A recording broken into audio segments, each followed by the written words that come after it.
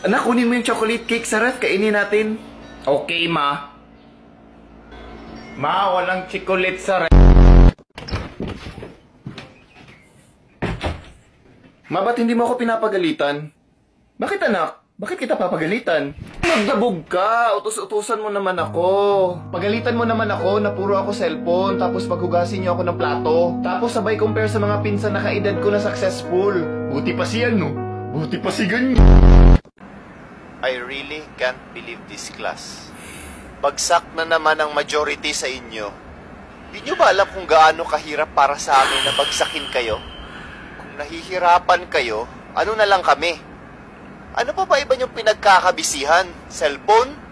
Social media? Ang bata-bata nyo pa nakikipaglandian na kayo. Ikaw nga bigla ka nagkikwento ng love life mo sa klase, wala namang nagtatanong.